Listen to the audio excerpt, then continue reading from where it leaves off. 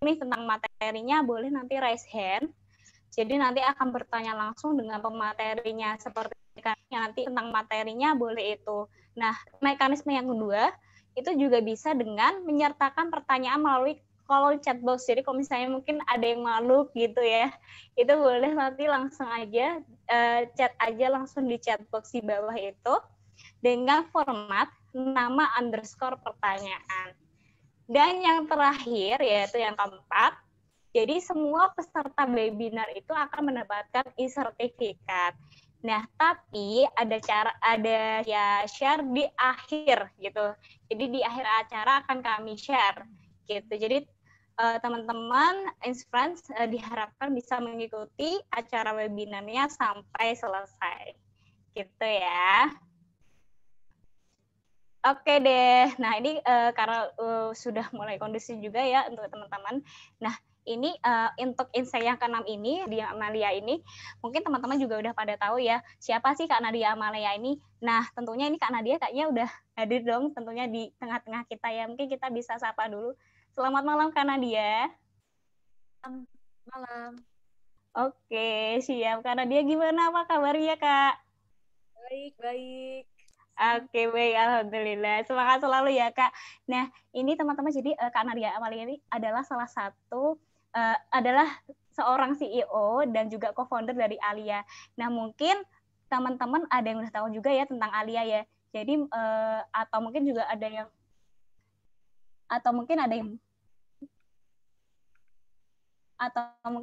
belum tahu ya tentang Alia. Yang tahu maupun yang belum tahu, ini nanti dari panitia sudah mempersiapkan video perkenalan tentang Alia. Jadi sebelum materinya dimulai, nanti ini mohon bisa teman-teman tim panitia untuk share terkait video pengenalan Alianya.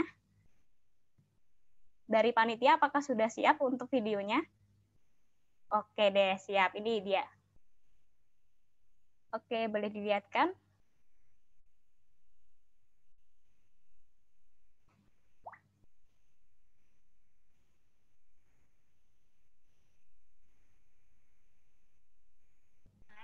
Jadi lebih semangat. Mencatat pengeluaran di Alia sangatlah mudah. Pertama, masukkan jumlah pengeluaranmu. Lalu pilih kategori. Kamu bisa lacak pengeluaran kamu dengan cermat deh. Biar dompet gak kering di akhir bulan, kamu bisa atur alokasi pengeluaranmu. Batas belanja bulan ini cukup 1,5 saja ya. Lalu klik simpan. Alia akan ingatkan kalau kamu sudah terlalu boros. Nah, coba lihat. Pengeluaran sudah lebih dari yang kamu rencanakan tuh. Coba ditahan dulu ya belanjanya.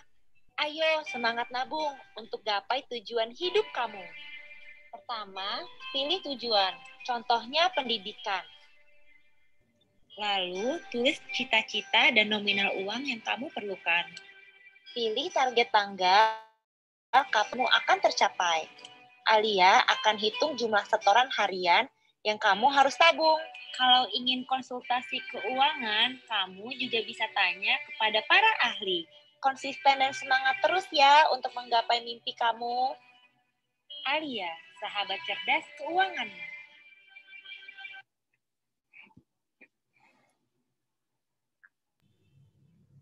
Nah, oke.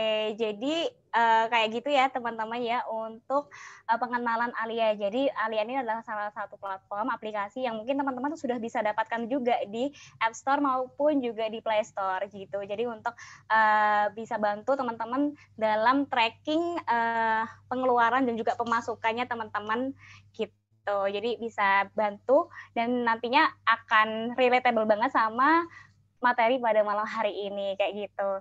Nah, dan luar biasanya nih untuk insight yang ke-6 ini kita akan dibersamai langsung dengan CEO dan juga sekaligus co-founder dari Alia itu sendiri, yaitu dengan Kak Nadia Amalia. Oke, nah Kak Nadia Amalia ini selain merupakan seorang CEO dan juga co-founder dari Alia, ternyata juga lulusan dari Magister Finance di MIT USA. Jadi nggak main-main inspirasi ini kalau malam hari ini emang pematerinya sangat luar biasa, jadi jangan lupa untuk siapkan catatan dan juga penanya karena jangan sampai ada ilmu yang terlewatkan ya inspirasinya. Kalau gitu, kalau dari Kak Nadia Amalia, apakah sudah siap Kak? sudah. Oke, oke siap Kak. Kalau gitu kami persilahkan Kak Nadia Amalia untuk memaparkan materinya. Oke, makasih. Oke, makasih ya Fitri. Nah, sebelumnya sih aku mau bilang makasih dulu ke teman-teman. Aku salut banget sama teman-teman. Ini malam-malam hari Minggu. Biasanya ini hari Minggu tuh kalau pada umumnya itu nggak produktif. Biasanya udah mau Senin, weekdays, mau kerja lagi atau mau kuliah lagi. Biasanya tuh suka mager, pinginnya tiduran, atau mungkin sekarang yang lagi zaman nonton drakor, mungkin enakan nonton drakor, tapi teman-teman di sini malah mau belajar keuangan. Jadi aku mau tepuk tangan dulu ke teman-teman. Harapan aku materi kali ini bisa menjadi pencerahan nih buat teman-teman. Jadi nggak rugi nih menghabiskan waktu 1,5 jam di hari Minggu malam. Nah, jadi mungkin aku bakal move on tanpa berlama-lama nih. Kayaknya mungkin udah pada penasaran juga. Jadi aku bakal mulai share screen. Udah kelihatan belum screen-nya? Udah, Kak. Oke, nah, jadi sebenarnya sesuai sama videonya, kali ini tuh aku bakal planning untuk semua.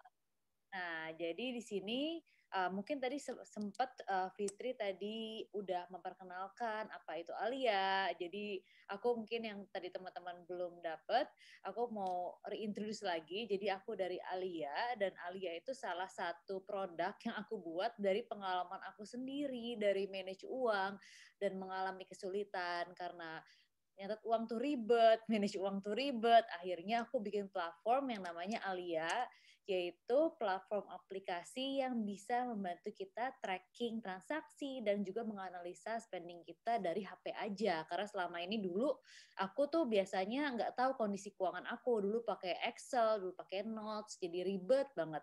Nah, jadi mungkin ini bakal relate banget sih sebenarnya sama materi yang aku bakal bawain ke teman-teman, yaitu mengenai financial planning. Dan financial planning itu pasti tidak terpisahkan dari analisa spending juga.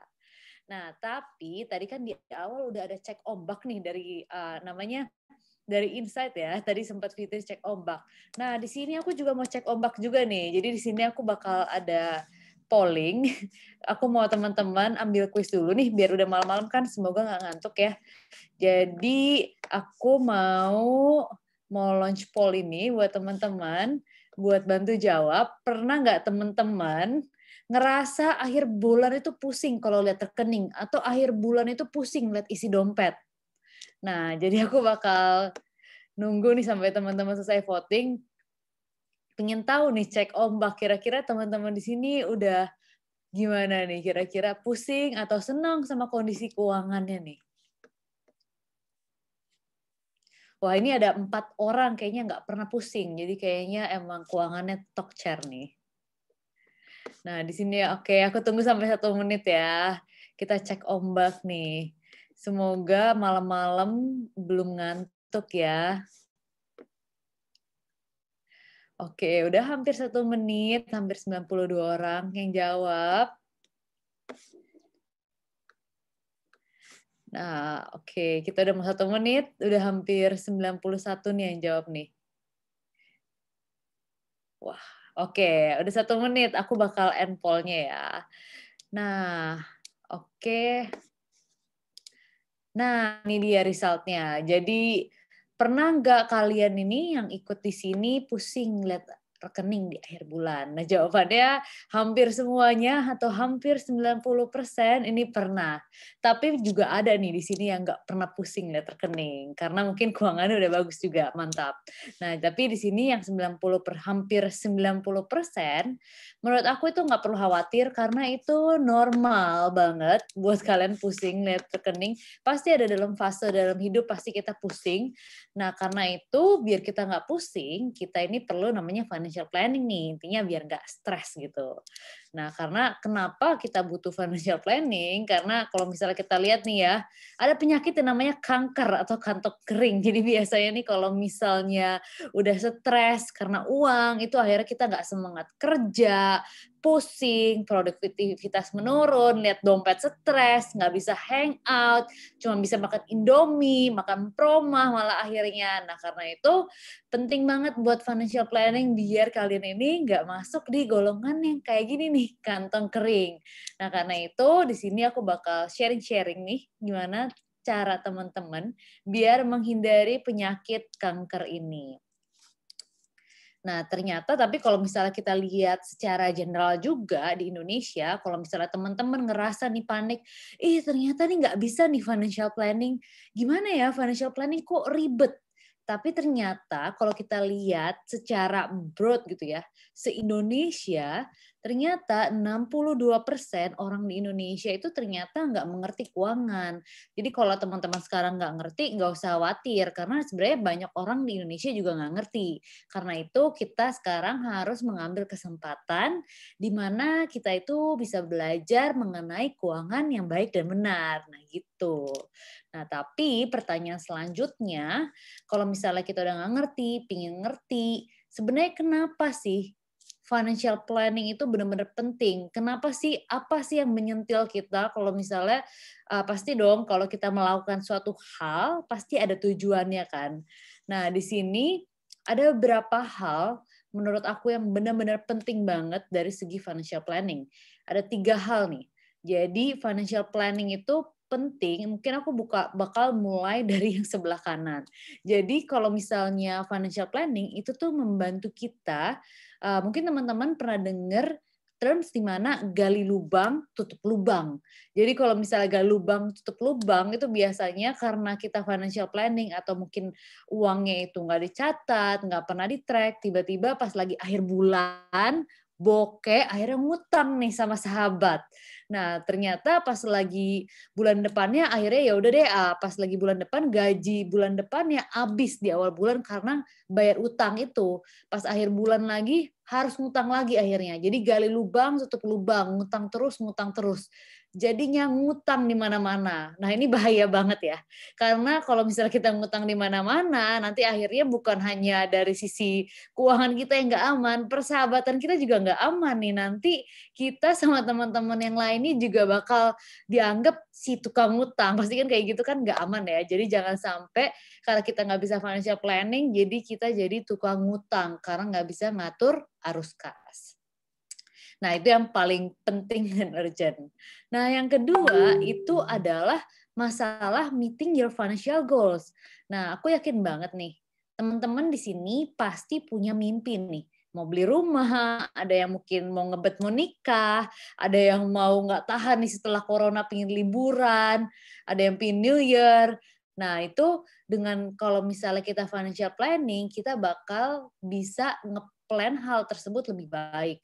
Dan aku mau sharing sedikit aja sih. Dan banyak juga ada banyak riset menunjukkan bahwa milenial tuh ternyata banyak yang nggak bisa beli rumah. Nah, karena rumah itu kan mahal ya, apalagi di saat di ibu kota, apalagi di daerah-daerah perkotaan itu biasanya lebih mahal lagi. Nah, jadi kalau misalnya kita nggak planning dengan baik, tadinya mungkin kita sebenarnya bisa nih beli rumah, ternyata alokasi beli rumah kita atau nabung kita yang harusnya beli rumah jadi masuk ke 12-12, ke 11-11, ke 10-10 dari jadi diskon online shop. Padahal sebenarnya bisa ditabung buat beli rumah kayak gitu. Nah, itu yang kedua. Nah, yang ketiga ini paling menurut aku sangat amat penting karena kalau misalnya kita financial planning, kita jadi tahu nih uang kita itu bagusnya diinvest kemana. Jadi uang kita tuh cuma rebahan doang nih, kayak duduk-duduk di rumah. Tapi sebenarnya uang kita bisa bertumbuh. Kayak misalnya kita sekarang lagi sering dengar orang-orang investasi saham gitu ya, bagi yang udah mengerti ya notnya. Nah, rata-rata mereka ini dari duduk rebahan kok bisa ya tiba-tiba untung 10% per tahun, 15% per tahun. Nah, jadi uangnya itu bertumbuh, padahal mereka itu cuma rebahan, nggak usah kerja tambahan, cuma maintain investasinya aja, tapi mereka bisa bikin money itu atau uang itu bekerja buat mereka. Nah, jadi ini 3 alasan kenapa financial planning itu penting banget buat di-understand. Intinya sih sebenarnya mungkin ada banyak alasan lain, tapi menurut aku personally bukan hanya itu, tapi intinya financial planning tuh untuk biar kita itu nggak stres. Jadi kadang-kadang tuh pasti uang itu adalah, kalau misalnya kita lihat riset juga, uang itu adalah salah satu alasan stres terbesar yang ada, bukan pacak, bukan hubungan, bukan kerja, tapi sebenarnya adalah masalah uang itu yang bikin kita stres. Jadi kalau misalnya kita financial planning, kita itu mungkin salah satu road kita buat kita bisa hidup lebih bahagia dan lebih nggak stres. Nah, jadi itu ya 3 alasan penting banget buat kalian, apalagi yang masih muda, untuk mulai financial planning. Nah, tapi ini kan dari intinya biar nggak stres ya. Tapi sebenarnya ini mulainya dari mana ya?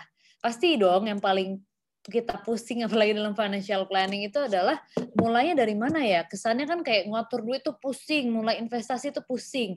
Nah, jadi gimana nih cara kita mulai untuk financial planning? Nah, itu sebenarnya caranya itu ada, sebenarnya simple aja nih, nggak usah dibawa ribet sih menurut aku.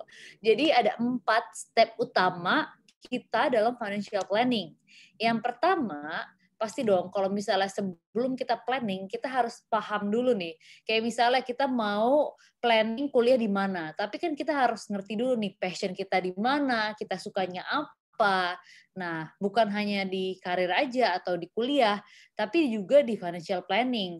Sebelum kita mulai financial planning, kita juga harus memahami kondisi keuangan kita terlebih dahulu. Jadi, step pertama yang paling dasar banget di financial planning itu adalah kita harus memahami kondisi keuangan kita. Nah, setelah kita memahami kondisi keuangan kita nih, tahu gimana, kita itu harus tahu juga nih sebenarnya tujuan kita financial planning itu buat apa. Tujuan kita ini sebenarnya mau mencapai apa. Karena kalau misalnya nggak ada tujuan, pasti nggak semangat dong. Kayak misalnya nih, kita belajar, tapi belajar ini nggak ada tujuannya. Pasti dong kayak males banget nih, ngapain ribet-ribet belajar, tapi tujuannya nggak jelas. Nah, karena itu di financial planning juga sama. Jadi tujuannya itu harus jelas nih, kira-kira teman-teman ini mau ngapain. Nah, yang ketiga, udah tahu tujuannya, udah tahu keuangannya gimana. Yang ketiga adalah kita juga harus paham nih, bagaimana nih kita mencapai tujuan kita dengan kondisi keuangan kita. Nah, itu yang ketiga. Nah, yang keempat, setelah kita tahu nih bagaimana mencapainya, kita tahu nih kendaraan itu apa, atau produk-produknya itu apa yang harus atau bisa kita pakai untuk mencapai tujuan tersebut. Jadi kalau misalnya ada teman-teman yang bilang, financial planning tuh ribet banget sih. Enggak, financial planning tuh nggak ribet. Intinya tuh ada 4 step utama ini. Pokoknya ingat aja kalau misalnya mulai financial planning, mulai dari mana? Mulai dari 4 step utama ini. Dan jangan dilongkap. Jadi harus urut ya. Jadi 4 step ini. Pahami keuangan, mengerti tujuan keuangan, 3 tahu bagaimana mencapai, dan mengerti produk apa untuk mencapai tujuan kita. Nah, ini ada 4 step utama. Cuman buat lebih jelasnya aku bakal kupas nih satu-satu nih. Kira-kira gimana kita melakukan salah satu dari step ini. Nah, tapi sebelumnya nih, biar cek ombak lagi nih. Biasanya kalau udah tengah-tengah, tadi aku udah ngomong udah hampir 20 menit. Nah, biasanya kalau 20 menit udah mulai ngantuk. Jadi di sini aku mau ngambil kuis lagi nih buat teman-teman. Mau ngambil polling lagi buat cek lagi. Nah, aku mau nanya ke teman-teman nih, kira-kira teman-teman tuh tahu nggak pengeluaran kamu bulan lalu itu berapa? Kira-kira, atau misalnya mau kira-kira atau mau exactly sama juga bisa. Kira-kira tahu nggak? Atau nggak tahu sama sekali nih? Oke, kita udah mulai ya. Waktunya sama ya, 1 menit lagi ya, ditunggu nih.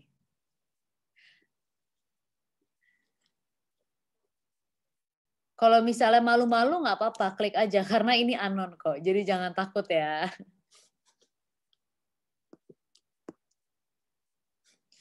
Oke, 30 detik lagi.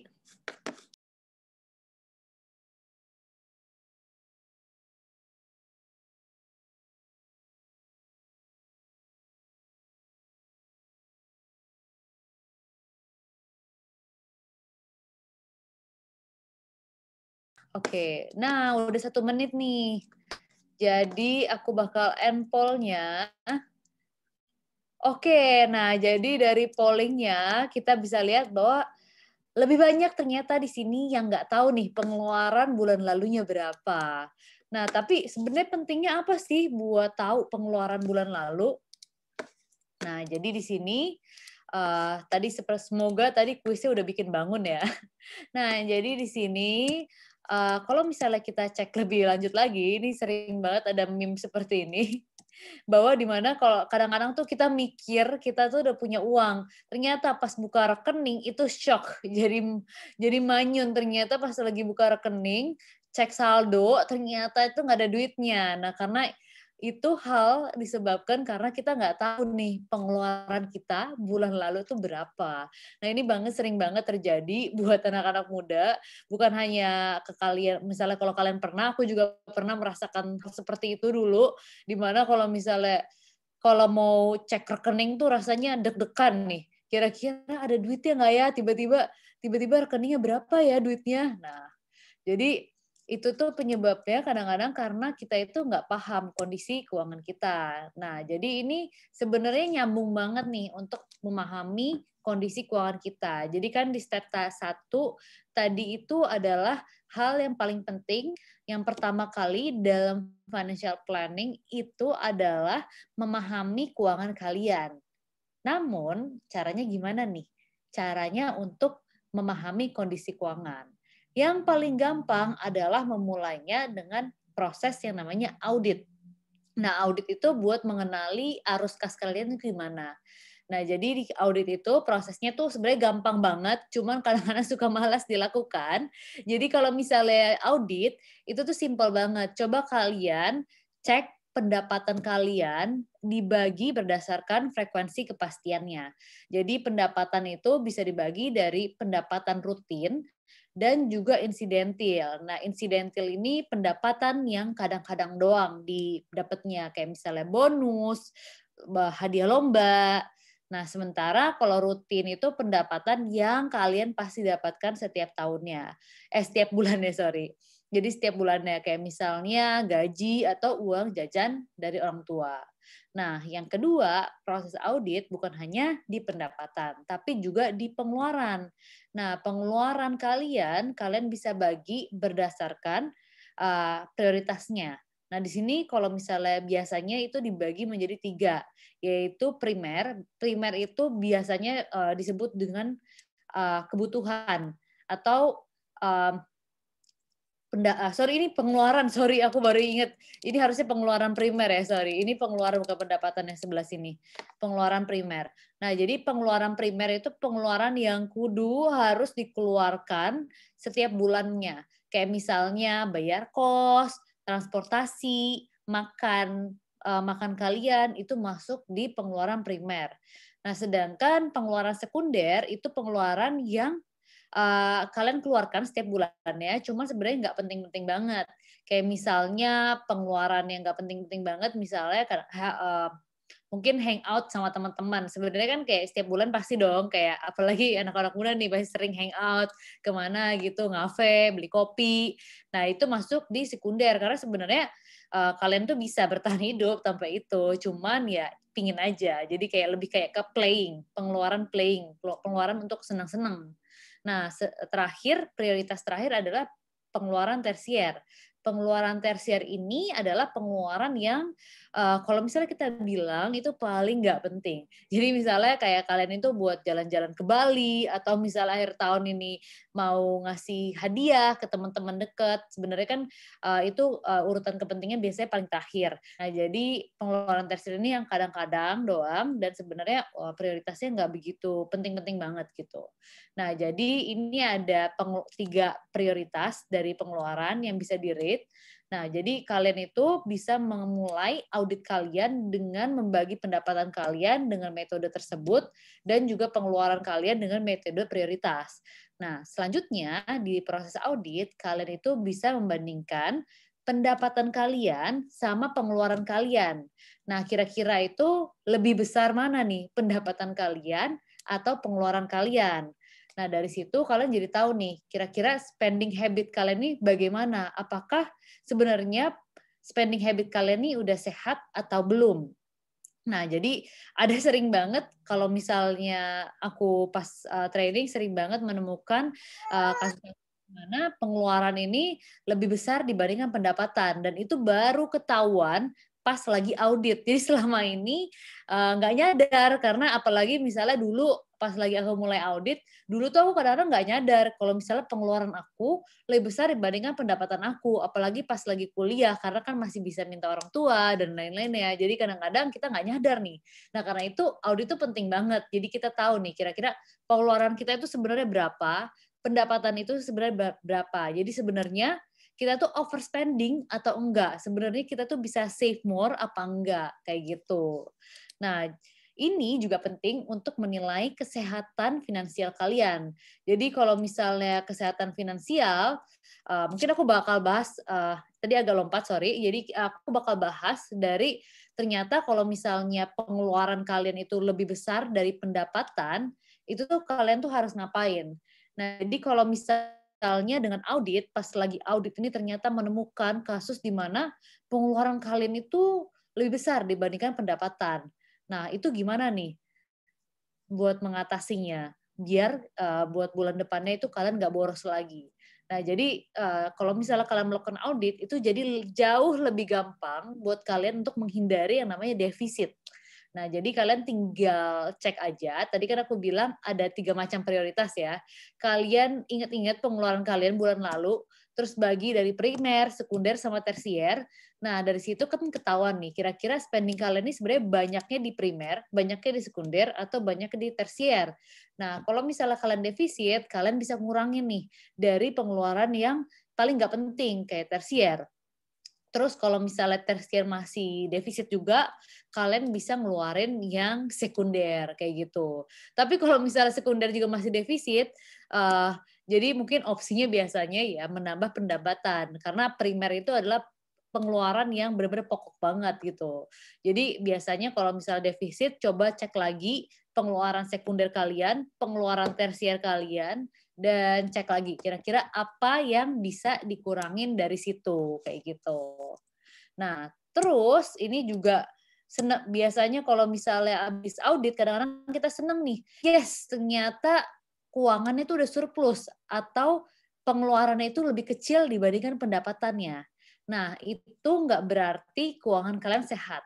Jadi keuangan kalian itu sehat itu kalau misalnya kalian sudah bisa menyisihkan at least 10% dari pendapatan kalian itu untuk nabung. Jadi kalau misalnya kalau misalnya keuangan bulanan kalian tuh surplus, tapi ternyata surplusnya itu cuma 1.000, itu jangan seneng dulu. Karena itu belum termasuk sehat. Karena unless kalau pendapatan kalian itu 10.000 per bulan ya, itu kan artinya 10% ya 1.000-nya. Nah, jadi kalau misalnya kalian itu baru dikatakan sehat, kalau misalnya kalian itu menyisihkan at least 10% dari pendapatan kalian untuk tabungan, kayak gitu ya. Jadi ini proses yang paling penting banget dalam financial planning dan juga paling dasar dan penting. Nah, cuman mungkin tadi aku mau emphasize lagi nih buat teman-teman. Kira-kira sebenarnya audit tadi ini, prosesnya ini pentingnya kemana aja sih? Dan seberapa penting sih audit ini buat kehidupan kalian atau proses pertama ini? Jadi sebagai fondasi dari financial planning, ada 3 macam alasan kenapa audit itu penting banget. Tadi yang pertama mungkin aku udah sempat sentil sedikit, yaitu masalah healthier finance. Yaitu kalau misalnya kita mengaudit, kita jadi tahu nih kira-kira kalau kita defisit, apa yang harus diperbaiki. Terus yang kedua adalah kalau misalnya kita surplus, apakah kalau dengan surplus kita itu sudah termasuk keuangan kita tuh sehat atau enggak? Apakah kita sudah menabung secara cukup? Apakah kita sudah menabung 10% dari pendapatan kita? Nah, itu yang pertama nih, jadi healthier finance. Nah, yang kedua, ini yang paling penting banget nih, yaitu dengan kita audit, kita jadi tahu nih, pengeluaran kita ini sebenarnya masuknya ke pos-pos apa aja. Jadi kita bisa buat budget yang sesuai atau sesuai sama kebutuhan kita. Jadi aku sering banget juga ditanya, gimana sih Kak cara bikin budget yang baik dan benar? Nah, jadi budget yang baik dan benar itu balik lagi sesuai sama personal kita, karena kan namanya personal financial planning ya. Jadi di budgeting itu harus disesuaikan juga nih sama kebutuhan kita, pengeluaran kita tuh kira-kira berapa. Kalau misalnya kita budgeting, mungkin kita dengan audit kita tahu nih, mungkin ternyata kita ini mampunya nabungnya 10%, 20%, atau 30%. Dan itu diketahui dari fase yang namanya audit, yaitu fase yang paling dasar. Dan itu nyambung ke alasan ketiga buat kepentingan audit, yaitu untuk set rational goal. Nah, jadi pasti teman-teman ini punya banyak banget dong mimpi. Aku juga punya banyak banget mimpi. Mau liburan. Nah, tapi dengan mau liburan, mau beli mobil, mau nikah, nah dan lain-lain.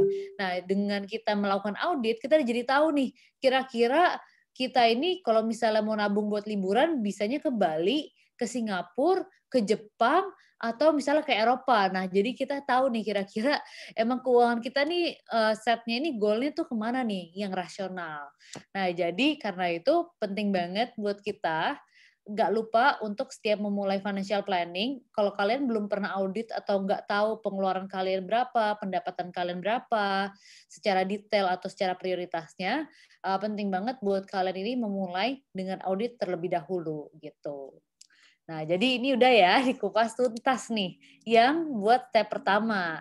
Nah, cuman di sini aku juga mau ngasih tahu buat teman-teman ini yang paling basic banget setelah audit. Setelah audit itu biasanya adalah budgeting. Nah, di sini aku punya tips yang paling mudah, mungkin teman-teman juga sering dengar ya, namanya 50 30 20. Jadi ini namanya budgeting tips buat pemula, yaitu di mana kalau misalnya teman-teman mau mulai financial planning, yang paling gampang banget mungkin bisa follow tips 50 30 20. Jadi 50 itu biasanya buat kebutuhan yang penting atau primer biasanya. Sedangkan kalau misalnya yang di 30%-nya itu buat playing atau buat kebutuhan senang-senang. Kayak misalnya tadi buat cewek-cewek make up, buat cowok-cowok mungkin yang suka beli mungkin cicilan mungkin gadget atau apa, atau mungkin hal-hal lain lah biasanya. Nah, terus habis itu terakhir 20% itu buat investasi atau saving.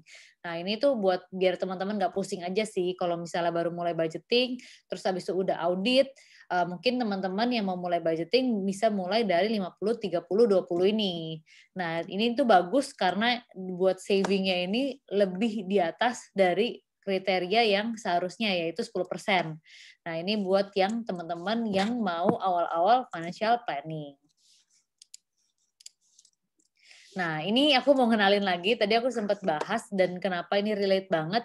Jadi buat teman-teman yang memulai budgeting, kalian juga bisa di Alia buat lihat keuangan kalian tuh on track apa enggak. Jadi tadi aku sempat ngomong masalah audit dan berapa pentingnya audit buat kalian.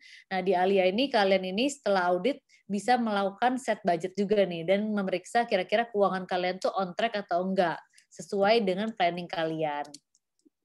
Nah, ini juga ada transaksi kalau misalnya buat kalian ini lebih disiplin juga buat audit keuangan kalian. Dan tahu kira-kira uang kalian ini tahu kemana aja nih sebenarnya bulan lalu, sekarang, atau minggu lalu. Nah, jadi nih biar nggak ngantuk, tadi kan udah 20 menit ya, jadi setiap 10 menit nih aku bakal bikin tes terus nih buat teman-teman.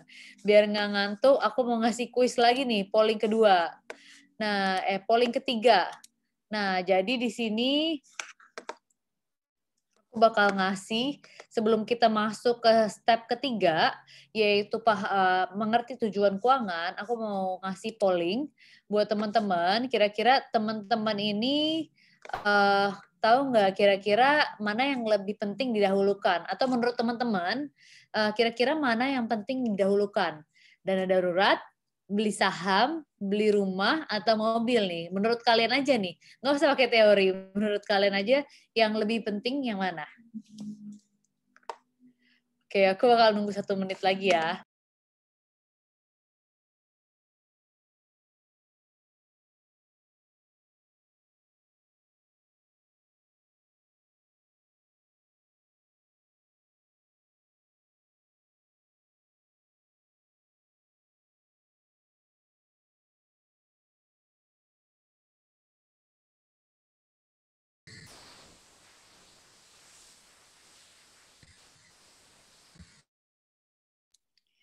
Oke, ini udah hampir 1 menit nih sepertinya. Aku bakal end poll nih ya. Oke, jadi teman-teman mayoritas bilang yang paling penting itu adalah dana darurat. Keduanya baru saham, baru beli rumah. Ini mungkin teman-teman kalau belum lihat, ini hasil pollingnya, yaitu dana darurat ini lebih penting. Nah, jadi ini aku mau tepuk tangan dulu nih, kasih reaction dulu. Kasih reaction dulu.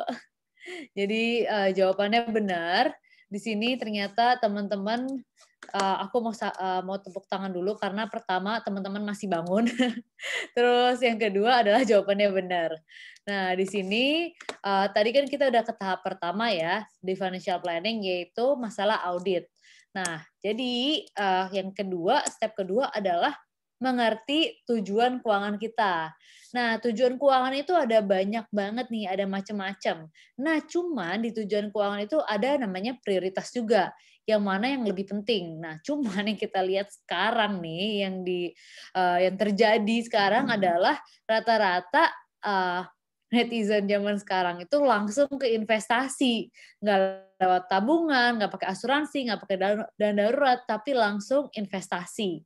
Nah, tapi sebenarnya bahayanya kenapa sih kalau langsung investasi? Nah, jadi untuk mengerti tujuan keuangan, ada beberapa step dalam perencanaan keuangan. Jadi kalau misalnya step pertama, itu adalah step yang paling penting banget, yaitu adalah proteksi. Jadi sebelum teman-teman investasi, misalnya mau di saham dan lain-lain, yang paling penting dulu adalah teman-teman ini punya proteksi. Kayak seperti dana darurat dan asuransi. Kenapa? Karena kalau misalnya terjadi kenapa-napa nih, misalnya kalau misalnya kondisinya tiba-tiba kayak aku nih, misalnya kondisinya kayak aku, kasih contoh aja ya, kayak misalnya setelah corona ini mengalami misalnya penurunan pendapatan atau lain-lainnya. Ini contoh aja ya. Nah, kalau misalnya kita terjadi situasi tersebut, makanya dana darurat itu penting banget nih buat kita punya. Jangan sampai tiba-tiba uangnya ini ditaruh di instrumen lain seperti investasi saham, tiba-tiba harganya anjlok, teman-teman butuh uang, terus panik, nggak punya uang, akhirnya harus ngutang kemana-mana. Karena itu penting banget punya dana darurat sebelum kita menabung untuk hal yang lain. Karena ini, sorry. Karena hidup ini nggak terduga nih, pasti ada situasi di mana kita ini harus menghadapi situasi-situasi yang nggak terduga. Makanya kita harus selalu sedia dana darurat dan asuransi. Nah, terus tujuan keuangan selanjutnya yang penting banget setelah dana darurat asuransi adalah tujuan keuangan untuk mencapai goal-goal kalian seperti dana pensiun, nabung beli rumah, nabung beli mobil, pokoknya yang penting deh buat kalian yang ingin kalian tabung. Nah, terus terakhir nih yang paling atas, kalau ada uang sisa atau kira-kira nih kayaknya udah mencapai nih semua tujuan keuangannya, udah beli mobil, udah nikah, udah semuanya deh, udah nabung segalanya, terus masih ada duit sisa, itu bisa kalian masukin di investasi yang mungkin sifatnya jangka panjang nih, yang bisa diambil lebih risky juga. Nah, jadi intinya sebenarnya ada 3 step aja nih dalam menentukan tujuan keuangan dan harus sesuai dari piramida ini ya, dimulai dari proteksi, saving, baru terakhir investasi. Nah, tadi aku sempat bahas sedikit tentang dana darurat dan biasanya suka ditanya juga nih. Jadi sebelum ditanya, aku mau jelasin buat dana darurat. Dana darurat tadi aku sempat sentil juga bahwa dana darurat adalah dana yang harus kita punya karena ya hidup ini adalah tidak bisa kita duga juga. Pasti ada suatu kondisi yang dimana sangat darurat sehingga kita butuh narik tabungan kita dari situ. Nah, jadi kita itu kalau misalnya persiapan dana darurat, kita harus sedia seenggaknya 6 kali pengeluaran bulanan buat dana darurat bagi yang single. Nah, kalau misalnya yang berkeluarga, kita bisa simpan 6-12 kali. Nah, kalau misalnya kalian udah berkeluarga dan punya anak, ini dana darurat kalian itu bisa lebih dari 12 kali pengeluaran bulanan kalian. Nah, jadi jangan lupa ya, jadi pasti di tahap awalnya tadi kan udah audit ya. Jadi udah tahu kira-kira pengeluaran bulanan kalian nih kira-kira berapa. Nah, Nah, jadi ini kira-kira besaran dana darurat yang bisa kalian tabung nanti kalau misalnya menabung untuk dana darurat.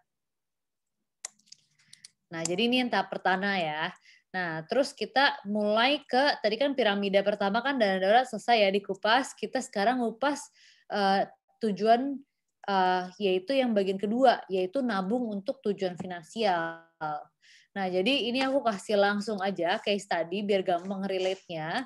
Jadi sering banget kalau misalnya buat tujuan finansial, ini contohnya misalnya kalau kalian mau beli rumah umur 28 tahun. Nah, kira-kira gimana sih untuk mencapai tujuan finansial dan strategi menabungnya itu gimana?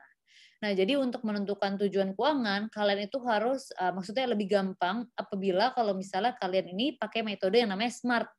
Nah, SMART itu apa? Jadi SMART itu adalah pertama itu spesifik. Jadi misalnya kalian itu harus spesifik nih, kira-kira tujuannya mau apa. Jangan tujuannya itu kayak, aku mau kaya aja, Kak. Nah, kaya ini kan relatif ya. Ada orang kaya, ada orang yang bahagia kalau misalnya punya 10 juta. Ada orang yang nggak bahagia punya 1 miliar. Ada orang yang nggak bahagia punya 100 miliar. Jadi itu kan sebenarnya relatif banget. Jadi kalau misalnya punya tujuan keuangan, kalian itu harus spesifik. Kira-kira mau beli rumah. Terus yang kedua adalah measurable. Kira-kira kalian tahu nih, harga rumahnya itu berapa yang mau ditabung. Nah, yang ketiga, kita itu harus tahu usaha apa yang kita harus lakuin buat meraihnya. Misalnya kerja, jualan, atau yang lain-lainnya. Dan yang keempat, ini yang paling penting banget dan sesuai tadi sama tahap yang sebelumnya, yaitu cek kondisi keuangan kita sebenarnya mungkin nggak sih untuk mencapai tujuan ini. Nah, yang terakhir adalah time frame. Kira-kira time frame ini yaitu berapa lama sih kita mau mencapai tujuan keuangan tersebut? 5 tahunkah? 2 tahunkah? Atau mungkin 10 tahun? Nah, jadi time frame ini penting banget buat kalian karena dengan tahu time frame-nya, kalian jadi tahu nih kira-kira butuh nabungnya itu berapa per bulannya atau mungkin per minggunya dan lain-lainnya. Nah, jadi ini metode yang bisa kalian lakuin untuk di piramida kedua, yaitu tujuan keuangan. Nah, selanjutnya ini dari step 3.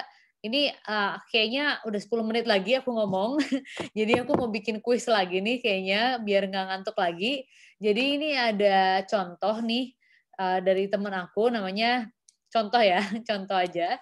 Jadi ada temen aku namanya si Budi. Jadi si Budi ini baru lulus, umurnya tuh 23 tahun. Nah, 5 tahun lagi Budi ini pingin beli rumah nih. Harganya 750 juta. Nah, sedangkan gaji Budi ini 10 juta per bulan. Karena si Budi ini pinter, jadi dapat gaji fresh grade-nya gede juga nih, 10 juta per bulan. Pertanyaan aku adalah kira-kira dengan gaji 10 juta nih per bulan, Budi ini bisa nggak sih beli rumah yang harganya 750 juta itu 5 tahun lagi? Nah, jadi di sini aku bakal mulai polling lagi nih buat yang terakhir. Kira-kira bisa nggak ya Budi beli rumahnya? Aku bakal ngasih waktu buat teman-teman 1 menit untuk menjawab. Kira-kira si Budi bisa nggak nih beli rumah?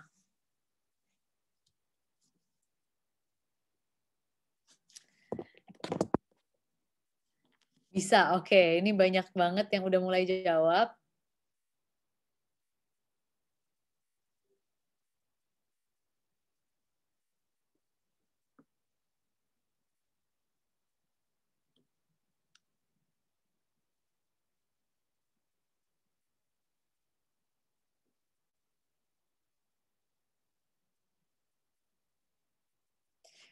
Oke, udah hampir.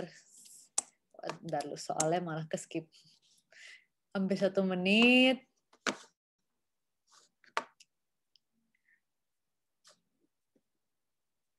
Dan 66% yang voting, hampir semuanya bilang bisa nih. Optimis ya si Pak Budi bisa nih. Gajinya kayaknya gede nih Budi. Nah, oke, udah 1 menit. Aku bakal end poll-nya. Nah, jadi jawabannya, kalau misalnya dari polling kita kali ini, jadi ternyata kayaknya sih bisa nih buat Pak Budi nih, buat beli rumahnya. Tapi jawabannya gimana nih ya? Nih, aku bakal sharing jawabannya buat si Pak Budi ini nih. Ternyata dengan gaji 10 juta per bulannya, jadi si Pak Budi ini pingin beli rumah 750 juta nih, ceritanya cash nih. Terus ternyata setiap tahunnya harga rumah itu naik 4%. Karena ada faktor yang namanya inflasi atau kenaikan harga secara umum terus-menerus dalam setiap tahunnya. Jadi harga rumah ini naik nih 4%. Nah, jadi kalau misalnya naik 4%, ternyata harga yang tadinya 750 juta, 5 tahun lagi ini harganya jadinya 912 juta. Wah, naiknya banyak ya. Hampir 200 juta nih naiknya. Terus, si Pak Budi ini karena dia ini cukup melek investasi, dia masukin di tabungannya 10%. Dimasukin di produk-produk investasi yang kasih 10% per tahunnya. Ternyata walaupun misalnya dia menabung seluruh gajinya, itu tuh masih nggak cukup untuk beli rumah. Karena kalau misalnya dia masukin investasi pun, dia butuh 11 juta per bulannya untuk ditabung agar bisa menabung, agar bisa membeli rumah yang sebesar 750 juta ini pada 5 tahun ke depan. Nah, jadi sebenarnya take away atau misalnya pesan terpenting dari kasus Pak Budi ini adalah dalam menentukan tujuan keuangan, apalagi yang rumah, kadang-kadang ini karena ada kenaikan harga, terus habis itu pasti ada faktor lainnya, ini penting banget buat teman-teman ini mulai planning lagi nih, kira-kira berapa yang harus teman-teman tabung setiap bulannya. Karena harga itu nggak tetap. Tadinya misalnya harga tadi kayak si Pak Budi ini 750 juta, ternyata sebenarnya 5 tahun lagi ini harganya 912 juta. Jadi kadang-kadang kita mikir kita bisa belinya, ternyata kita udah nabung susah-susah, malah nggak bisa mencapai tujuan keuangan tersebut. Jadi kalau misalnya kita udah financial planning dari awal, sehingga kita tahu nih, yang realistis sama nggak realistis itu yang mana. Kira-kira kalau misalnya kasus Pak Budi nih, mungkin yang bisa dilakuin, mungkin dia bisa mulai dari DP dulu, nggak usah beli cash keras gitu, karena ternyata abang duitnya nggak cukup gitu. Nah, jadi itu ada beberapa hal yang penting banget dalam dalam strategi kita menabung untuk mencapai tujuan finansial kita. Jadi balik lagi tujuannya harus mulai dari smart. Kita harus tahu kira-kira dari situ berapa yang bisa kita tabung per bulannya dan berapa emang yang dibutuhin. Nah, cuman biar kalian ini lebih gampang, dan ini dari pengalaman aku sendiri juga sih. Jadi di aplikasi Alia kalian juga bisa masukin, bisa bantu kalian untuk prediksi nih. Kira-kira kalian itu butuh berapa nabungnya per bulannya. Jadi kalau misalnya kalian pusing hitungnya, kalian tinggal masukin, tinggal 10 detik doang, tinggal klik-klik doang, kalian bisa langsung tahu nih kira-kira nabung kalian itu berapa, dan bakal ada reminder-nya buat ngebantu kalian, nge-track kalian untuk mencapai tujuan finansial kalian. Nah, jadi tadi kita udah bahas step 1, yaitu audit, kita udah bahas step 2, yaitu memahami memahami tujuan keuangan. Tadi kita juga sempat bahas juga step 3, yaitu tahu bagaimana mencapai atau menabung untuk tujuan keuangan kalian. Tadi aku sempat kasih kasus Pak Budi, gimana cara ngitungnya buat tahu per bulannya itu butuh nabung berapa. Nah, kita sekarang ke tahap yang paling penting nih, yaitu tahu kendaraan apa nih sebenarnya kalau misalnya yang dibutuhin untuk mencapai tujuan keuangan kalian. Nah, jadi ini formulanya dasar tapi penting banget bahwa kalau kalian punya tujuan keuangan jangka panjang, kalian bisa milih kendaraan atau produk investasi yang lebih beresiko. Tapi kalau misalnya kalian ini misalnya mau mencapai tujuan keuangan kalian dalam jangka pendek, misalnya nih kayak mau beli tas 6 bulan lagi, kalian itu harus masukin di produk-produk investasi yang memiliki risiko yang bersifat rendah. Nah, jadi di sini rule-nya itu gampang banget. Pokoknya kalau jangka panjang pilih bisa yang beresiko, tapi kalau misalnya jangka pendek pilih yang tidak begitu beresiko kayak gitu. Jadi kalau misalnya pertanyaannya aku sering banget ditanya juga, Kak, aku mau investasi. Kira-kira investasinya di mana ya? Nah, investasi di mana itu disesuaikan juga nih sama tujuan keuangan kalian. Jadi kalau misalnya tadi aku bilang, kalau emang tujuan keuangan kalian itu misalnya mau beli rumah 10 tahun lagi, itu kan jangka panjang ya. Jadi kalian mungkin bisa taruh di investasi yang beresiko. Dan hal itu pasti personal banget, karena setiap orang pasti punya tujuan keuangan yang berbeda-beda. Mungkin aku mau beli rumah, mungkin Fitri mau beli tas, jadi kan pasti beda-beda ya. Jadi harus disesuaikan sama kebutuhan masing-masing. Buat kendaraannya apa. Tapi jangan lupa kalian itu kalau misalnya itu dicocokin sama time frame-nya. Dan juga di sini aku mau ngasih cheat sheet buat kalian nih, kira-kira beberapa produk investasi yang bisa kalian explore. Cuman kayaknya aku udah cuap-cuap lumayan lama juga nih, udah hampir sejam. Nanti mungkin aku bakal bahas lebih detailnya untuk produk investasinya apa aja. Di sini aku membagi dari produk risiko rendah, menengah, sama tinggi. Jadi kalau misalnya tinggi itu biasanya buat di atas 5 tahun, kalau misalnya menengah itu untuk 3-5 tahun, kalau misalnya risiko rendah itu kurang dari 1 tahun sampai 3 tahun. Nah, ini juga aku bagi berdasarkan return-nya, yaitu imbal hasilnya. Jadi kalau misalnya kita bisa lihat ya, jadi semakin tinggi risikonya, semakin tinggi imbal hasilnya atau return-nya gitu. Jadi itu biasanya berhubungan lurus. Nah, cuman kalau milih produk investasi bukan hanya disesuaikan sama tujuan keuangan kalian, tapi juga disesuaikan sama profil risiko kalian. Jadi kalau misalnya kalian nih tipe orang yang nggak bisa uangnya berkurang sepeser pun nih, kalau misalnya, atau misalnya duitnya berkurang atau rugi 1.000 aja udah kayak stres banget hidupnya. Nah, jadi jangan pilih investasi dengan risiko tinggi, karena nanti hidup kalian bakal stres terus nanti ngeliatin investasinya. Aduh, lihat sahamnya tiba-tiba kok turun 10% ya, aduh nggak bisa tidur nih, kayak gitu. Jadi jangan sampai kayak gitu.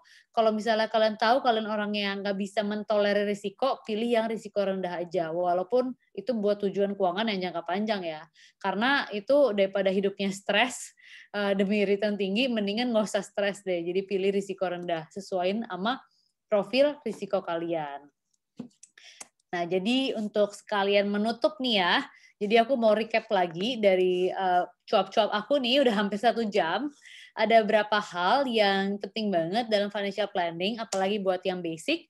Yang pertama adalah yang paling penting kita harus audit kondisi keuangan kita harus paham kira-kira pengeluaran kita berapa, pendapatan kita berapa. Nah, kalau misalnya kita udah audit, kita bisa apply ke budgeting kita. Jadi kita bisa membuat budget bulanan nih yang cocok sama pengeluaran kita itu sebenarnya gimana, yang cocok sama lifestyle kita ini gimana gitu. Nah, kalau misalnya kita udah apply ke budgeting, yang paling penting bukan hanya budget juga nih, tapi juga tracking. Jadi pasti kita udah susah-susah nih bikin budget, jangan lupa juga kita track nih, uang kita tuh kemana aja, biar kita tuh nggak over budget setiap bulannya. Nah, kalau misalnya kita udah audit, yang keempat adalah piramida keuangan, atau yang tadi sempat aku bahas, yaitu kalau misalnya dalam menentukan tabungan mana yang harus diprioritasin terlebih dahulu, kalian harus prioritasin tabungan buat proteksi, yaitu dana darurat dan asuransi. Nah, terus yang terakhir adalah dalam memilih produk investasi atau step keempat. Nah, dalam memilih produk investasi harus disesuaikan sama tujuan keuangan kalian, yaitu dengan profil resiko kalian dan juga jangka waktu investasi atau jangka waktu menabung kalian. Nah, jadi in general itu dia beberapa step dalam financial planning yang bisa kalian terapkan secara langsung habis dari webinar ini. Kayak gitu. Nah, mungkin sekian dari aku. Dan jangan lupa kalau misalnya kalian mau ngecek Alia atau mau pakai aplikasi Alia, kalian bisa sekarang udah nggak waiting list lagi, bisa langsung download. Ini aplikasi aku buat karena pengalaman aku dari financial planning sendiri dan banyak aplikasi yang nggak cocok dari sama financial planning aku. Jadi Alia ini aku buat milenial yang dengan pendekatan lokal. Kalau misalnya kalian mau coba, mau download, kalian bisa langsung ke Instagram chatalia.id dan di situ ada link buat download aplikasi kita. Jadi sekian dari aku dan mungkin aku akhiri, kita bisa langsung lanjut kali ya ke sesi tanya jawab. Oke, siap Kak Nadia. Wah, luar biasa banget. Ini terima kasih ya Kak Nadia. Materinya sangat insightful banget. Dan aku yakin pasti dari teman-teman ada banyak pertanyaan ya terkait financial planning ini. Nah, bagi teman-teman yang ingin bertanya, bisa langsung aja raise hand atau tulis di chat box ya. Jadi nanti formatnya adalah _ pertanyaan. Nah, mungkin ini biar sekalian nge-trigger nih teman-teman nih. Ini kebetulan kan Nadia kita juga udah ada pertanyaan dari Google Form juga. Nah, ini aku bacain ya Kak Nadia ya. Oke, jadi ini yang Kak Nadia yang pertama. Ini ada pertanyaan nih dari Aprilia Eka Lestari. Nah, ini asalnya Tangerang, Banten. Nah, pertanyaannya begini nih Kak. Bagaimana cara mengatur keuangan di masa kuliah ini agar bisa membagi keuangan untuk investasi, menabung, dan berbisnis? Gitu, Kak. Oke, jadi kalau aku boleh recap, jadi bagaimana mengatur keuangan agar kita bisa membagi buat menabung dan berbisnis ya. Oke, nah jadi mungkin aku langsung jawab ya? Boleh Kak, iya langsung jawab aja yang pertanyaan pertama ini. Oke, jadi aku langsung jawab aja ya. Nah, kalau misalnya kalian, jadi sebenarnya sih berbisnis itu kan pasti butuh modal ya. Nah, jadi kalau misalnya dari perencanaan keuangan tersendiri, pertama hal yang paling penting adalah tadi kita mungkin balik lagi ke masalah piramida itu. Jadi kalau misalnya kita lihat dari piramida, itu kan paling penting itu adalah proteksi ya. Nah, jadi seenggaknya kalian itu harus kalian itu bisa menyisihkan uang kalian itu baru setelah itu buat tujuan keuangan, yaitu yang untuk modal berbisnis, kayak gitu. Nah, kenapa kita harus mulai dari proteksi terlebih dahulu? Karena kan sebenarnya balik lagi nih, kalau misalnya kalian ini mau jadi pebisnis, pasti kan siklus bisnis itu kan ada yang up, ada yang down, ada kadang-kadang laku, ada kadang-kadang nggak laku. Jadi kalau misalnya tiba-tiba jualan kalian itu lagi nggak laku, seenggaknya kalian bisa memenuhi kebutuhan sehari-hari, kayak gitu. Jadi yang paling penting adalah dana darurat, kayak gitu. Nah, selanjutnya kalau misalnya kalian sudah menabung dana darurat, mungkin kalian bisa menyisihkan nih kira-kira tabungan. Tadi kan kita bisa lihat tuh ya, buat budgeting ada 50, 30, 20. Mungkin yang tadi 20%-nya itu kamu ini kapasitas menabungnya bisa 50% dari pendapatan ternyata. Nah, boleh 50% itu kamu tabung, tapi dengan syarat kamu ini punya proteksi yang terlebih dahulu yang udah ready, kayak gitu. Jadi semoga menjawab ya. Mungkin kalau misalnya ada pertanyaan yang lebih mendetail lagi. Oke, makasih Kak Nadia. Jadi kayak gitu ya Kak Prelia ya untuk pembagiannya. Nah, terus ini lagi ada Kak dari yang Google Form ini. Ini dari Kak Firman Wahyudi Kurnia Putra dari Surabaya. Nah, pertanyaannya yaitu bagaimana cara mengatasi godaan belanja online supaya bisa nabung konsisten. Ini kayaknya sih korban 12-12 kemarin sih, Kak. Ya. Padahal sebenarnya kadang-kadang tuh aku suka, ini agak intermezzo ya. Jadi kalau misalnya kita tuh sebenarnya kalau kita lihat-lihat nih, sebenarnya setiap bulan ada 11-11. Oh iya. Jadi kadang-kadang kita euforianya tuh kayak, oh ini diskon nih, nggak ada waktu lain nih buat beli ternyata. Nah, jadi kalau misalnya itu akhirnya tergoda buat belanja online, padahal sebenarnya nggak butuh-butuh banget gitu. Nah, jadi sebenarnya aku kemarin sempat baca-baca buat riset juga nih. Jadi ada beberapa mantra yang aku bisa sharing nih buat teman-teman yang gampang tergoda sama diskon online.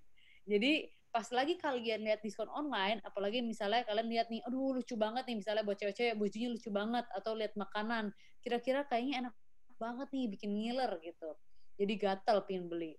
Nah, sebelum kalian beli, coba kalian itu tarik nafas, terus tanya ke diri kalian sendiri, kira-kira kalian ini butuh banget nggak ya barang ini? Kira-kira kalian ini udah punya barang yang serupa atau belum? Kayak misalnya nih, contoh ya, karena ini yang sering terjadi, apalagi misalnya buat cewek-cewek nih ya, yang suka beli baju gitu ya. Kadang-kadang tuh kita udah punya baju warna biru muda, tapi ternyata yang lagi diskon ini warnanya biru tua gitu ya. Jadi kesannya itu kan kayak, wah ini warnanya beda nih buat ganti-ganti gitu ya. Nah, jadi kalau misalnya kalian itu mungkin bisa nanya ke diri kalian, pertama, apakah kalian ini udah punya barang serupa atau belum? Nah, terus kalau misalnya kalian udah punya barang serupa, terus mungkin kalian bisa tanya lagi, kira-kira kalau misalnya punya barang serupa, apa yang bikin ini sebenarnya kalian butuh banget sama barang baru ini? Nah, terus yang kedua yang nggak kalah penting, apakah ini barang ini cuma buat sekali pakai atau buat bisa berkali-kali pakai? Karena sering banget kita itu beli atau tergoda diskon online, tapi sebenarnya barang itu sebenarnya kita nggak pakai, bahkan cuma sekali pakai doang. Jadi kalian tanya lagi nih, apakah benar-benar butuh? Punya barang serupa apa enggak? Kira-kira kalau beli ini bakal sekali pakai atau bakal berkali-kali pakai yang bakal berguna?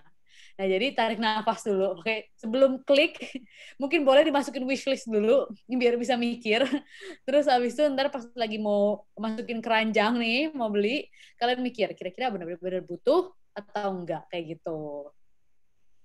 Oke, siap Kak Nadia. Nah, itu ya Kak Firma ya. Jadi tarik nafas dulu, jangan sampai kalap gitu. Dipikirin lagi nih, kira-kira butuh atau enggak nih barangnya.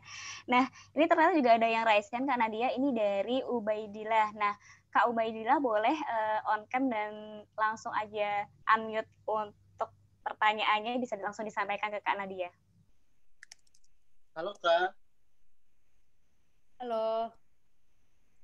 Terima kasih atas kesempatan bertanyanya.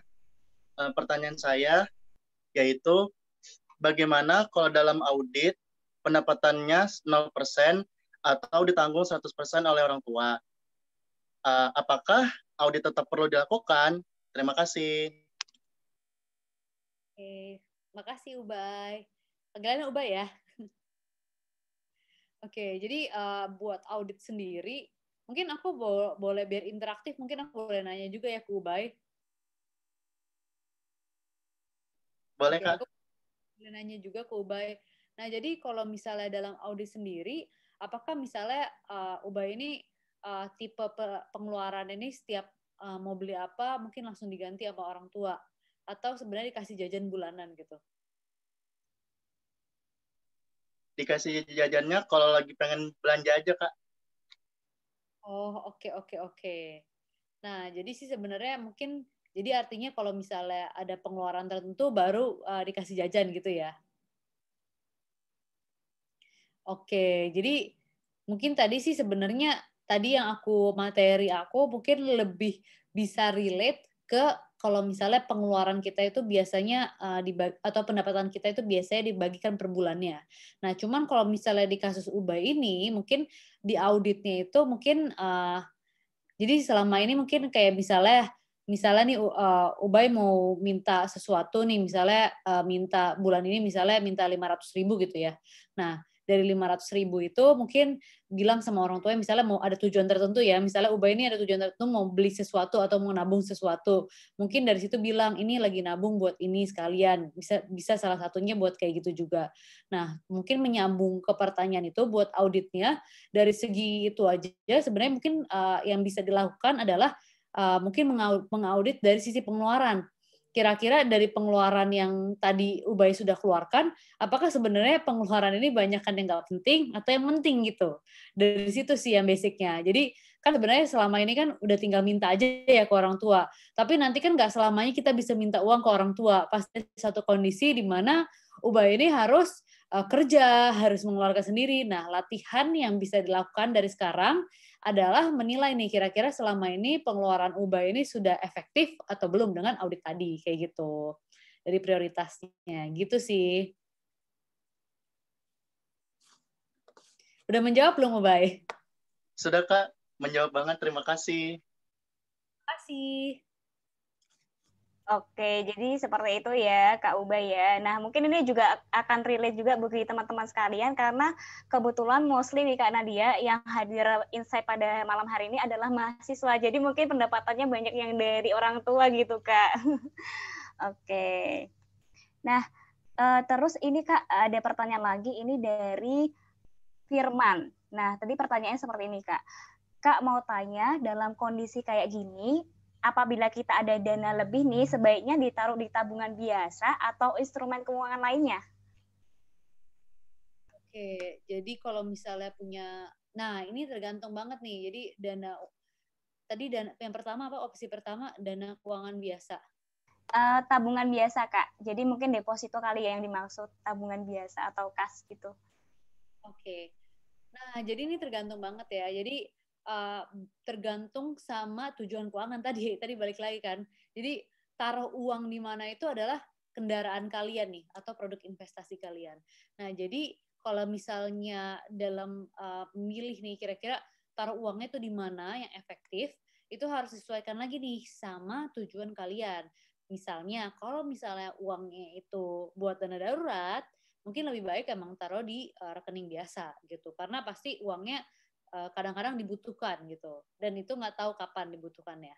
Nah, terus kalau misalnya kali ini uangnya ternyata dana nganggur nih, atau mungkin kalian ini nggak butuh dana ini dalam waktu dekat. Nah, kalau misalnya kayak gitu, kalian itu bisa taruh di produk-produk investasi.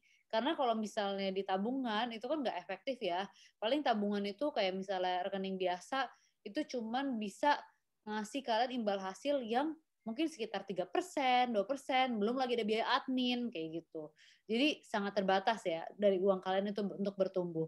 Nah, jadi buat kalian yang ada dana menganggur, ada baiknya itu ditaruh di produk-produk investasi.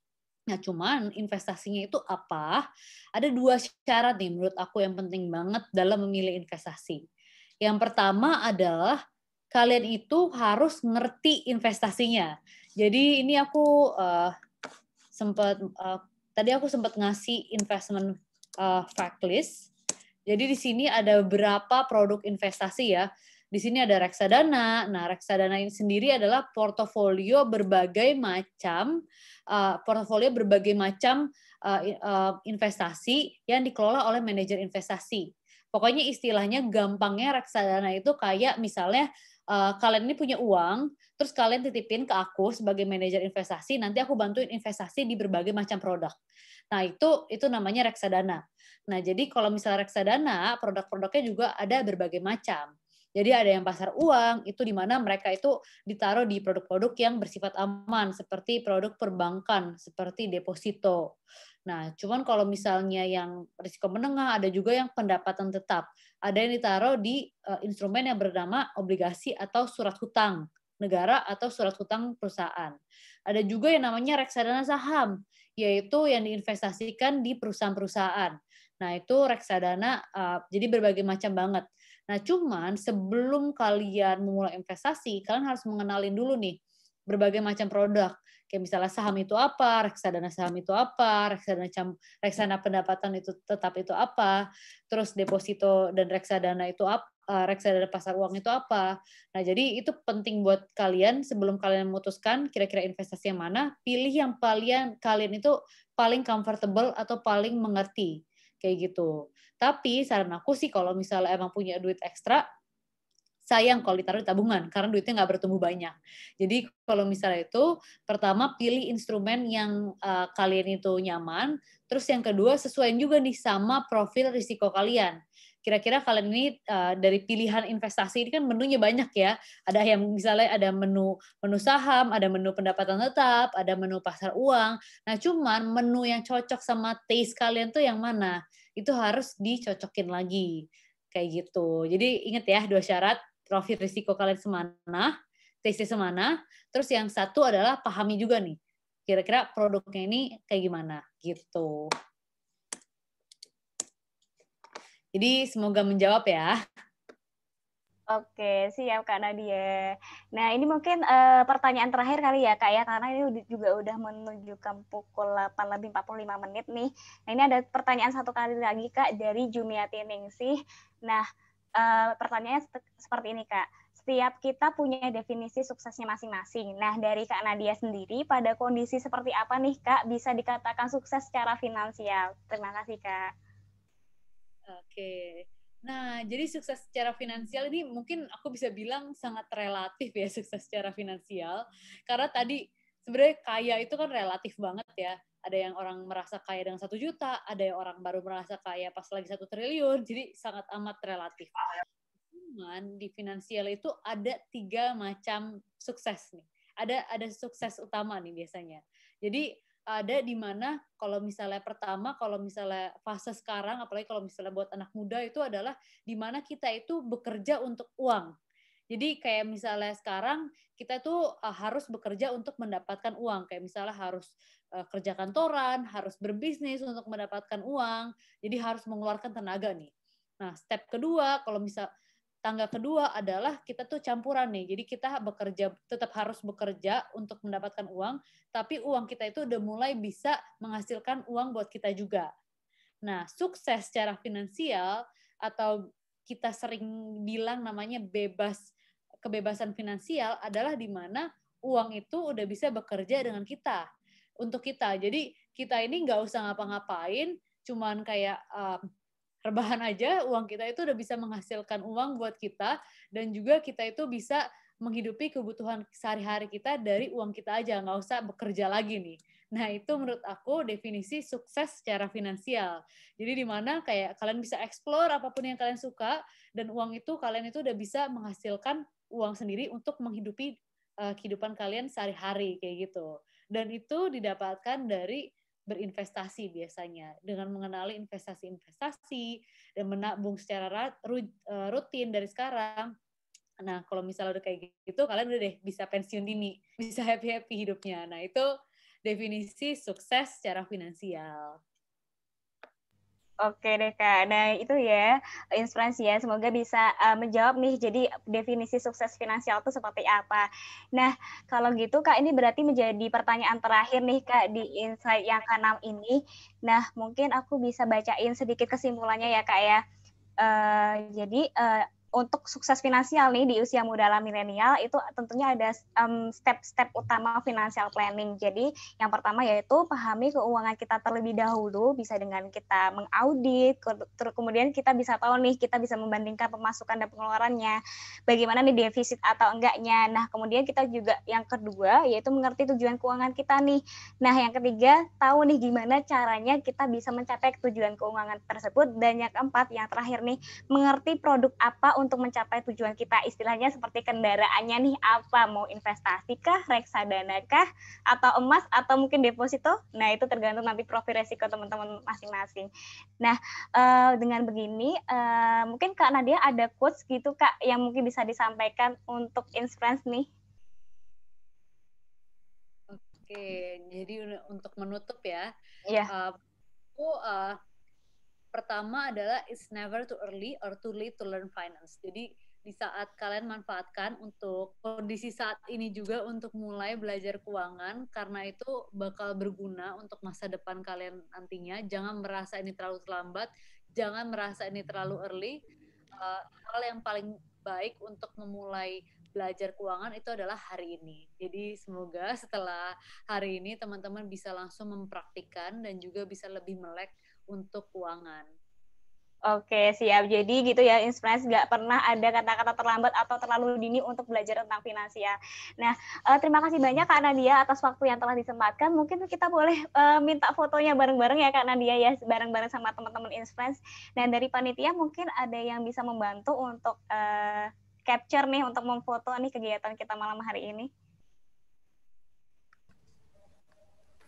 Oke, makasih moderator. Mungkin Inspire bisa buka kameranya ya, kita dokumentasi.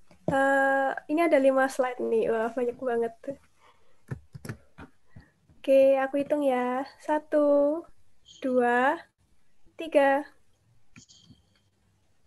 Oke, untuk halaman yang kedua. 1, 2, 3. Oke, untuk yang halaman ketiga.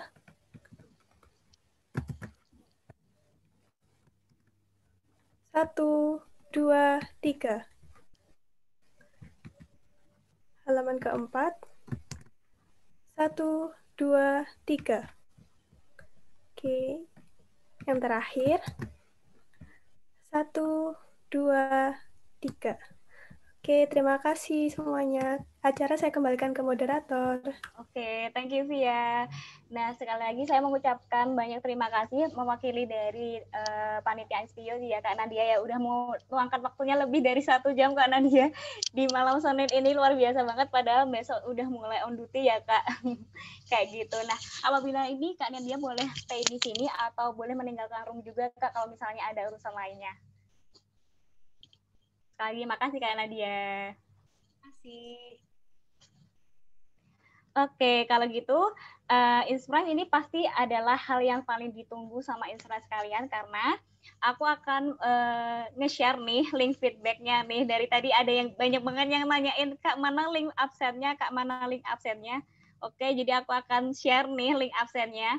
Jadi ini link absennya untuk bukan link absen ya, link feedbacknya untuk pada insight pada malam hari ini bisa difoto atau mungkin biar nggak lupa gitu ya. Biasanya karena banyak banget yang kadang-kadang nih Inspirasi kadang-kadang lupa Kak tadi yang mana ya linknya kayak gimana tulisannya. Dan tolong perhatikan besar kecilnya huruf karena itu sangat berpengaruh untuk bisa sukses ini update-nya nanti untuk linknya kayak gitu. Mungkin juga dari teman-teman panitia bisa dibantu di share di kolom chat ya untuk ininya link feedback-nya. Sudah Kak Fitri. Oh oke. Makasih Via. Oke, jadi teman-teman juga bisa lihat, selain bisa lihat dari layar juga bisa langsung klik aja yang ada di kolom chat ya, kayak gitu. Nah sembari ini mungkin Inspirasi mengisi link feedback, ini nantinya link feedback hanya berlaku sampai jam 12 malam aja ya, jadi kalau aku saranin sih bisa langsung aja diisi aja tuh linknya, biar nggak lupa kayak gitu, karena admin juga tidak akan share di grup maupun personal chat gitu, jadi walaupun kalau Inspirasi tanya nih di chat belum tentu dibalas sama admin kayak gitu. Nah, tentunya juga acara ini tidak akan sukses nih kalau tidak dibantu oleh beberapa stakeholder yang membantu acara Insight dari Insight pertama sampai Insight ke-6 ini. Nah, jadi kami ingin mengucapkan banyak terima kasih sama Alia, Widya Robotics, Widya Imersif, juga Widya Skoloka, dan beberapa media partner yang telah membantu publikasi acara Insight, yaitu ada event mahasiswa, Seminar Hunter, Seminar Land, Relawan Hits, Event Kampus, Share Event, Putar Kampus, Magang Update, Seminar Info.id, dan juga community partner kami ada yang berjumlah 17, yaitu Good News from Indonesia, App Youth, Kampus Update, Beasiswa 10.000, Rumah Milenials, Raih Cita, MITI, Ayoin, Ublik, Indonesia Youth Foundation, Kita Center, Kitong Bisa, Kolaborasi Kebaikan, PDM, Speak Up Now, Mimpi, dan Indo Relawan. Kayak gitu. Nah, terus ini jangan sampai lupa teman-teman, karena ini adalah insight terakhir kita yang akan dilaksanakan besok Selasa banget. Besok Selasa tanggal 22 Desember 2020, sama jamnya, jam 7:30 malam, akan dibersamai dengan Bang Billy Mambrasar, staf khusus Milenial Presiden Republik Indonesia. Nah, nanti topik yang akan kita bawakan yaitu menjadi agen perubahan bangsa ala milenial dan Gen Z. Gitu. Jadi bagi teman-teman yang belum daftar nih dan hari Selasa malamnya nih itu gabut, nggak ada acara atau apa, karena kan mostly otomatis harusnya udah libur dong untuk yang siswa. Mungkin kalau mahasiswa mungkin masih ada UAS kali ya, tapi kalau misalnya belum ada UAS besok Rabunya, bisa banget nih langsung aja daftar Insight yang terakhir banget. Jangan sampai kelewatan karena ini akan menjadi Insight yang terakhir gitu sebelum nanti akan dilaksanakan Insight tahun depan. Nah, caranya sama, yaitu dengan klik bit.ly/daftar Insight. Kayak gitu, caranya sama kok kayak daftar Insight yang ke-6 ini. Nah, dengan gitu udah mau berakhir aja ya Insight yang ke-6 ini. Jadi aku mengucapkan banyak terima kasih ini sama teman-teman yang sudah berhasil menyelesaikan Insight ke-6 ini sampai akhir, luar biasa banget. Ini kurang lebih kita 1,5 jam bersama-sama. Nah, jadi makasih banyak banget buat teman-teman yang sudah hadir. Dan aku selaku moderator pada malam hari ini mengucapkan maaf banget nih kalau misalnya ada salah kata maupun juga perbuatan. Kalau gitu kita bertemu lagi di Insight yang ke-7 ya, Insurance. Bye, terima kasih. Terima kasih. Terima kasih. Sampai jumpa. Terima kasih Kak Fitri.